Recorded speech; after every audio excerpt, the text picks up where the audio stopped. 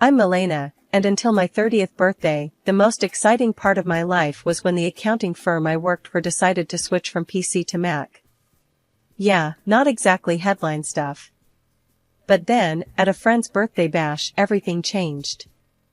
That night, I stood at the corner of a cramped living room, clutching a soda and feeling awkward in my too tight dress.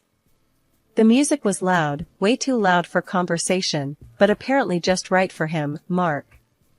He was a head taller than most, which was probably why he spotted me.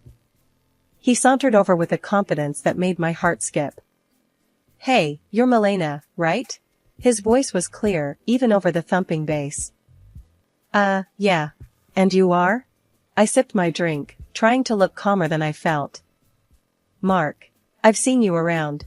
Mind if I join you?"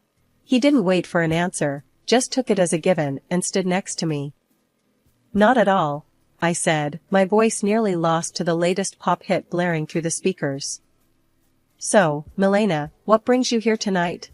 He leaned in, his tone casual, but his eyes intense. "Just here to celebrate Sarah's birthday. You know her long?" "Yeah, went to college with her. She keeps inviting me to these things." He shrugged. "Can't say no, can I?" We laughed, and it felt natural, easy. "I get it. I work with her. She's kind of hard to say no to." "An accountant, right?" she mentioned. He nodded like he knew all along. "That's right. Numbers are my game," I joked, though I usually found nothing funny about spreadsheets. "Sounds thrilling." He grinned, and I couldn't tell if he was mocking me or not. "Oh, absolutely. It's all wild parties and high stakes in the accounting world." We laughed again, and that's when I felt it, the ease of talking to someone who seemed genuinely interested in what I had to say. It was a new feeling, exciting and a bit scary. "You want to grab some air?" he suggested, tilting his head towards the backyard. I nodded, grateful to escape the noise. Outside, the cool air was a relief. "So, what's a guy like you doing in a place like this?" I asked, trying to sound smoother than I felt.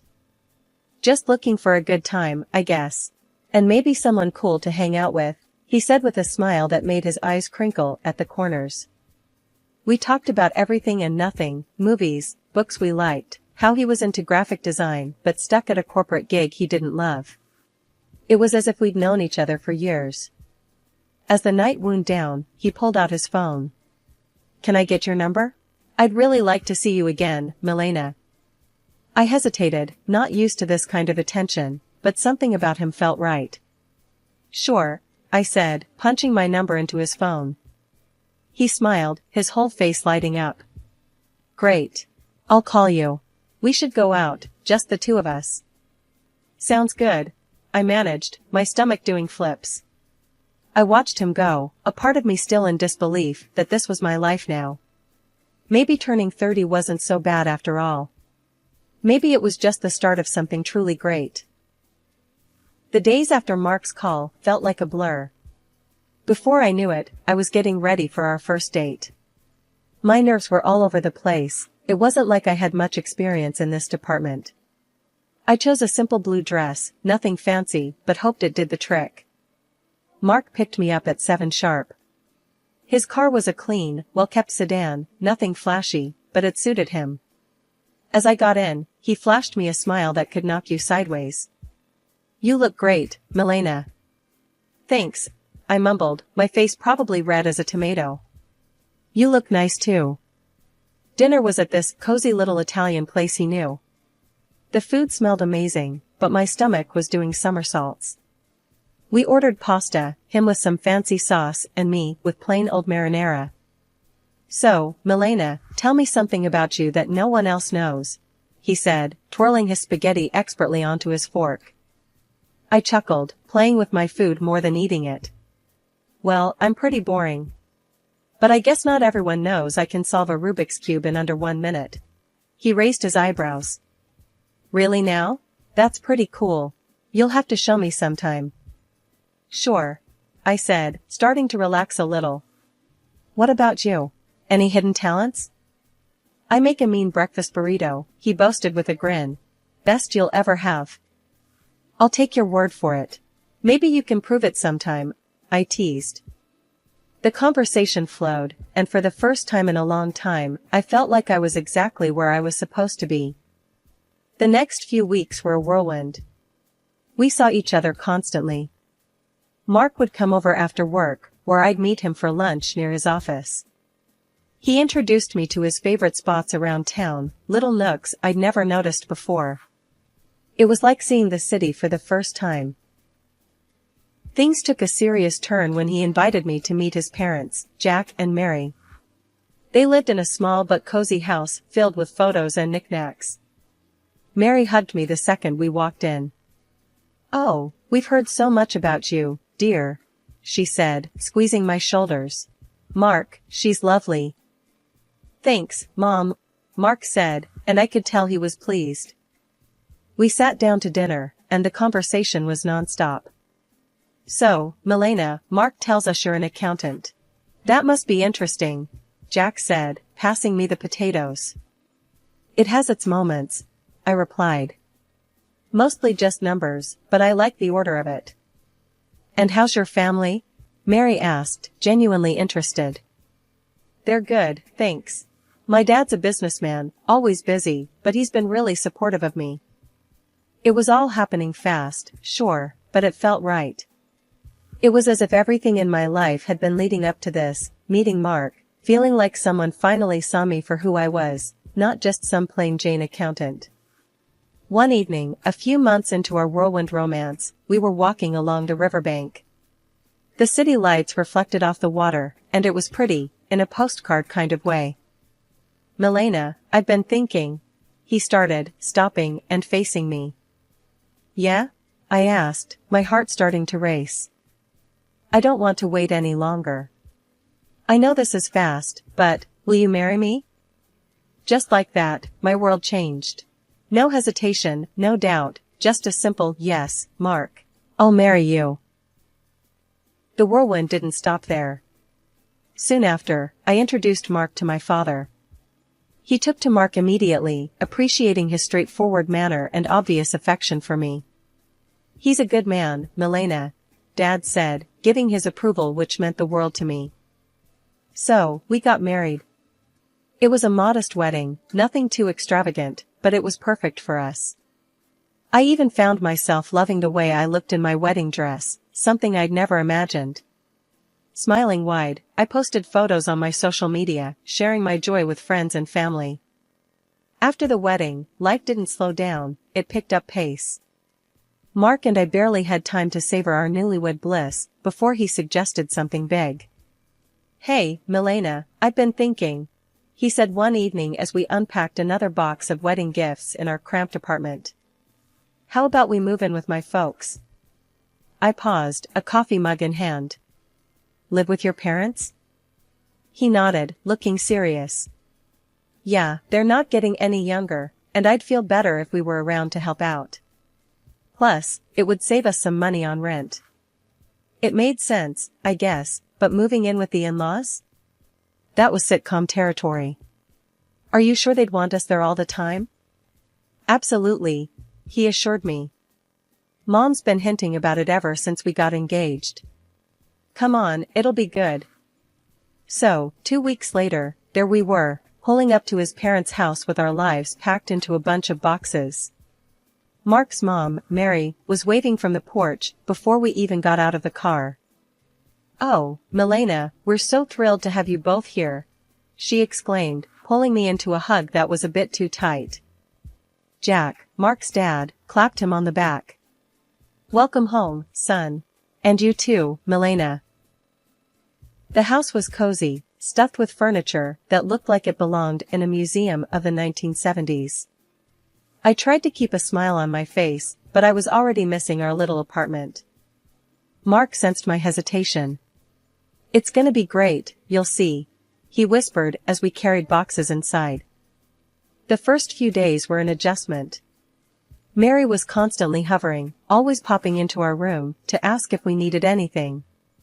"Just making sure you're comfortable," she'd chirp, while I tried not to cringe at the invasion of privacy. One evening, we all sat down for dinner, Mark, me, Jack, and Mary. The conversation was painfully mundane until Mark dropped another bomb. "So, the house needs some major repairs," he announced casually between bites of meatloaf. I choked on my mashed potatoes. "Repairs?" "Yeah, the roof's a mess, and the plumbing's from the dark ages," he said. Jack nodded solemnly. "We were thinking," Mark continued, avoiding my gaze, "that maybe we could all chip in for the costs?" I glanced at Mary, who was suddenly very interested in her plate. "All of us?" "Well, I just got this pay cut at work," Mark muttered, "so I'm a bit strapped at the moment." There it was. I felt a knot form in my stomach. "I'll see what I can do," I managed to say, even though I wanted to say much more. Mary perked up, tears welling in her eyes. "Oh, Milena, that would be so helpful. You're such an angel." The next few weeks were a blur of contractors and repairs. I wrote checks and smiled through gritted teeth as Mary gushed about how wonderful the house was looking. Jack slapped me on the back. "You're really part of the family now, Milena." Part of the family, sure. The part that pays for everything. One particularly grueling day, after yet another round of expensive decisions, I collapsed on our bed, exhausted. Mark came in and sat beside me. "Thanks for handling all this, Milena," he said, sounding almost sincere. "It's fine," I lied, staring at the ceiling. "Just didn't realize how much it would be." He squeezed my hand. "It'll all be worth it. This is for our future, right?" "Our future," I echoed, not quite sure whose future we were building anymore. As I lay there, listening to Mark's steady breathing, I couldn't help but wonder if moving in was the right decision. But there was no going back now. I was in this deep, and I had to see it through, whatever the cost. After the renovations, the house looked great, like something out of a magazine. Honestly, despite the financial strain, I felt a bit of pride looking around. We decided to throw a small dinner party to celebrate, just the four of us. That's when everything took an unexpected turn. We were in the middle of dinner, laughing and sharing stories, when Mary suddenly got quiet. The room felt heavy all of a sudden.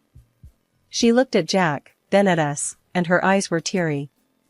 "We need to tell you both something important," she said, her voice shaky. Mark and I exchanged looks. "What's going on?" I asked, my stomach tightening. Jack took a deep breath. "The house, it's mortgaged. Heavily mortgaged.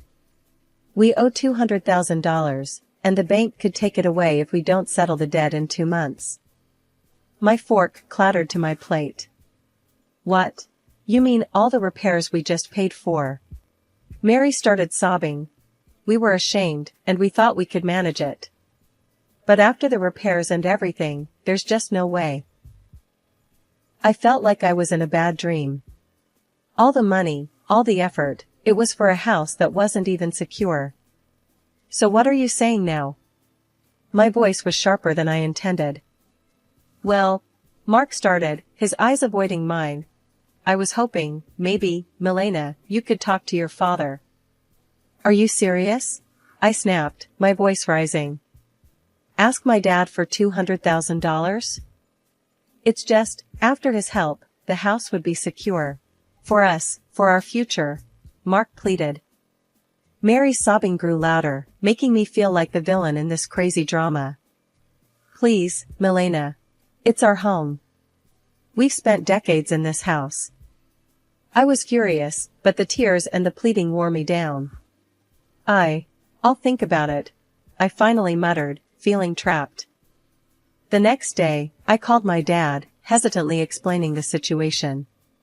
To my surprise, he agreed to help, but on one condition. "I'll give the money, Milena, but only with a formal agreement, a receipt. I want everything documented." When I relayed this to Mark, he wasn't happy. "Why does it have to be so formal? Can't he just trust us?" "It's $200,000, Mark.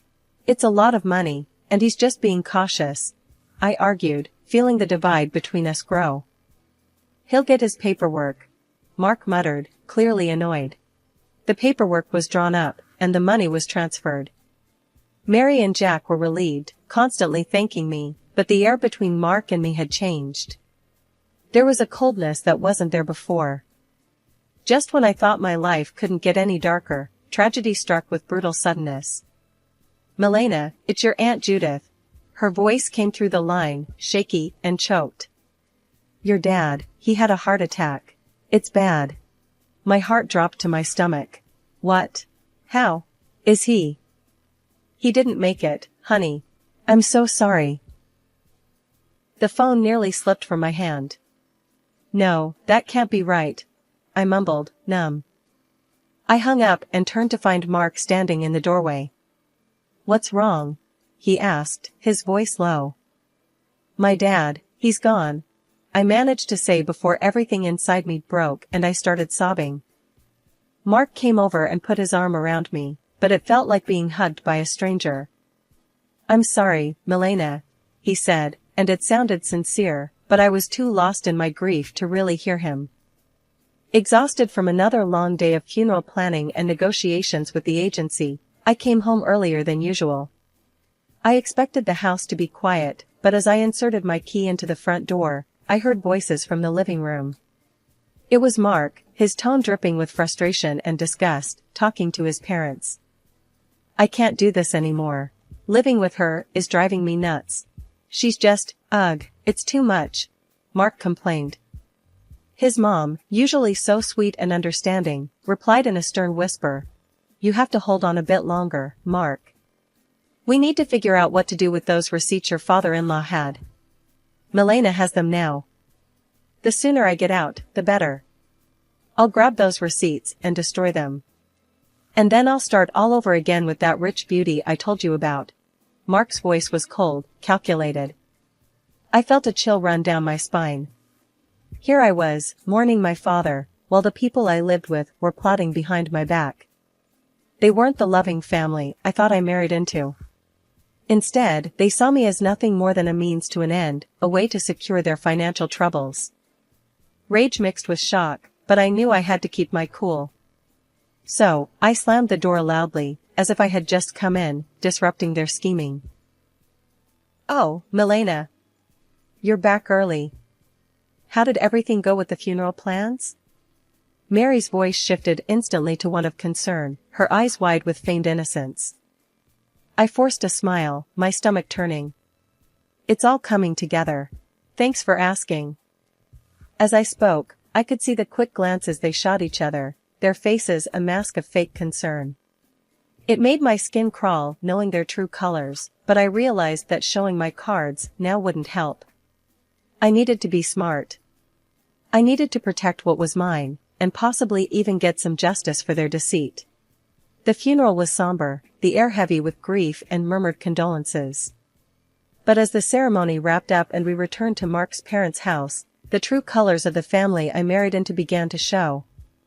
As we gathered in the living room, sipping on lukewarm coffee, Mark's demeanor shifted. His usually charming facade crumbled away, revealing something more sinister. With a cold laugh, he looked straight at me and dropped the bomb. "Milena, pack your things. You need to get out. I've got someone else now, someone better." His words should have been like a slap. I pretended to be stunned, but before I could respond, Mary chimed in with a snide giggle. "We've really had enough of you, dear. We only put up with you for your money." "What about the house?" I asked, feigning innocence. "The house that I paid to fix, the $200,000 I poured into it?" Mary laughed harder, as if I'd told the best joke of the year. "Oh, sweetie, this house is ours. You're nothing here." Mark's smirk widened. "And those receipts you're so proud of? Found them in your dad's house and burned them. They're gone." For a moment, I let them believe they had won. But then, I couldn't help it, I burst into laughter. My reaction confused them, their smiles faltering. "Why are you laughing? What's so funny?" Mark demanded. I wiped a tear from my eye, still chuckling. "You three are just pathetic. You think you're so clever. The receipts you destroyed? They were copies. The real ones are safe with my lawyer." The color drained from both their faces. Mark's arrogance turned to panic. "You can't prove anything," he stammered. "I can, and I will," I shot back, my voice steady and firm. "Now, I want my money back, all of it, or my next call is to the police." Mark and Jack looked at each other, their earlier confidence replaced by fear. Jack, usually so bold and brash, began to plead. "Milena, please, let's talk about this. We can sort something out." With the truth now out in the open and the leverage squarely in my hands, the negotiations with Mark and his parents dragged on longer than I expected. It was clear they were trying every angle to sway the terms in their favor, but I wasn't about to budge. "Look, it's simple," I stated firmly during one of our numerous discussions at their, now legally mine, kitchen table. "The house gets transferred to my name in exchange for the IOUs. That's the deal. No more games." Finally, they relented. We all agreed that the best course of action was to make everything official and legal. I insisted that everything be documented by a lawyer and confirmed with the proper papers. "I want no corners cut," I emphasized. At the lawyer's office, the atmosphere was tense as documents were signed and notarized. I watched closely as each signature was applied, ensuring there was no room for further deceit. Once everything was finalized, I collected the documents related to the transfer and turned to Mark's mother, who looked deflated yet somehow still carried a hint of her former haughtiness. "I'll be keeping these in a safe place," I said, holding up the papers before slipping them into a folder. "Just to ensure no one is tempted to pull any stunts." With the legalities handled, the divorce proceedings were straightforward. Mark was quiet, his earlier arrogance nowhere to be seen. When the final papers were signed, I felt a weight lift off my shoulders, a chapter closed. On the day they moved out, I stood on the porch of my now fully owned house and watched. Mark, his mom, and dad carried their belongings to a rental van, their movements slow, the mood somber. I couldn't help but feel a mix of satisfaction and sorrow. This wasn't how I imagined my marriage ending, but under the circumstances, it was the best possible outcome. After everything settled down and I began to enjoy my newfound peace, word got back to me through friends about Mark and his predicament. Apparently, the grass wasn't greener on the other side. His mistress had dumped him not long after our divorce. And his parents? They were now crammed into a tiny apartment, a stark downgrade from the comfortable house they once had. It seemed karma had caught up with them quicker than I expected. Despite their situation, they started reaching out to me, bombarding me with calls and messages, probably hoping to weasel their way back into my life, or at least my house. But I was done with their deceit. I blocked their numbers without a second thought and blacklisted them on all social media.